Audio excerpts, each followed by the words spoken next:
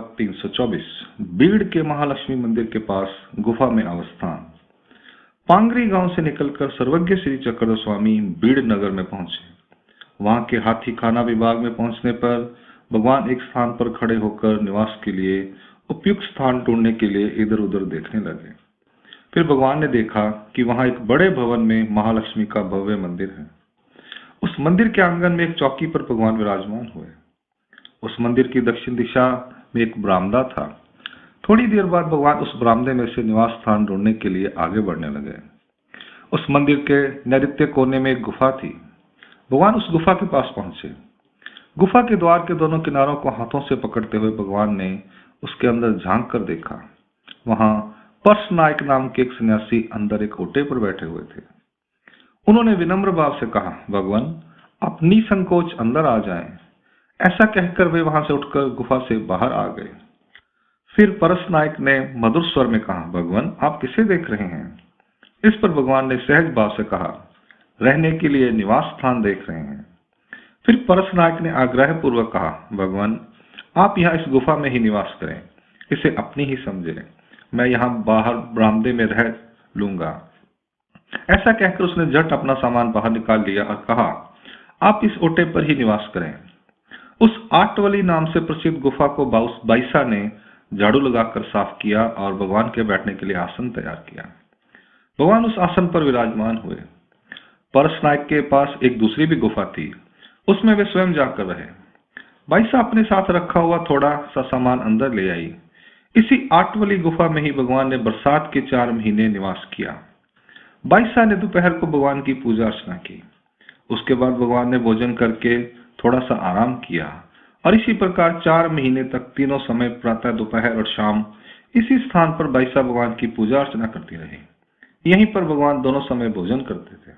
लीला का हेतु। बीड़ में रहने का विशेष हेतु होने के कारण भगवान ने इस स्थान को संबंध देकर विशेष रूप से शक्ति का निक्षेप किया।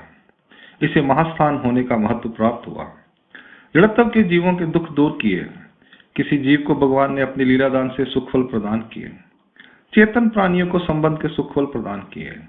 गुफा समर्पित करने के लिए परस नायक को विशेष प्रकार का लाभ प्राप्त हुआ। उसे देवराहटी की क्रिया करने का अवसर प्राप्त होगा। संबंध का फल प्राप्त होगा। परमेश्वर अवतार का भजन पूजन, सेवा शुश्रूषा करने और अन्य अनेक प्रकार की सुविधाएं प्रदान करने से जीव को अलग अलग अधिकार प्राप्त होते हैं, क्योंकि परमेश्वर सबसे महान पात्र होता है। इससे बढ़कर और कुछ शेष नहीं। परमेश्वर के किसी ज्ञानी साधक महात्मा को यदि कोई व्यक्ति रहने के लिए अपना निवास स्थान श्रद्धा भाव से प्रदान करता है तो उससे परमेश्वर उसे चारों दान देने के योग्य बना देते हैं। परस नायक को परमेश्वर अवरदान के अंतर्गत चैतन्य माया का सुखफल प्रदान करेंगे। इसके अतिरिक्त यदि भजन रूप क्रिया परमेश्वर के प्रति की जाती है तो उससे उसे परमेश्वर का महालाभ प्राप्त होगा। यहाँ भगवान ने जो संबंध दिया है वह जल स्थल पर्यंत गहरा है। जड़त्व के जीवों को भी भगवान ने दुखों से मुक्त किया है। अंक लीला क्रमांक पूर्वाध 324 यहाँ संपूर्ण होती है।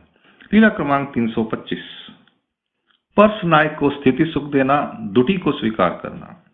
परस नायक भगवान के पास आए। उनके दर्शन कर उन्होंने दंडवत प्रणाम कर उनके चरण स्पर्श किए। भगवान की लावण्य में सुंदर श्री मूर्ति को देखते हुए वे उनके सम्मुख श्रद्धा भाव से बैठ गए। फिर भगवान ने कृपा दृष्टि से परस नायक की ओर देखा। भगवान के अवलोकन करते ही उन्हें भगवान से स्थिति का सुख प्राप्त होने लगा। कुछ देर तक स्थिति का सुख भोगने के बाद परस नायक वहां से उठे। उन्होंने भगवान के श्री चरणों को धोकर थोड़ा सा चरणोदक लिया।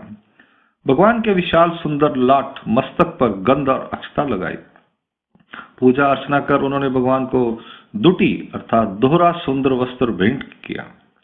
यह वस्त्र उन्हें चतुर्मास में रेम नायक ने एक बार समर्पित किया था। परस नायक ने उसे रंग लगाकर रखा हुआ था। उसकी श्रद्धा भावना को जानते हुए भगवान ने उसे स्वीकार किया।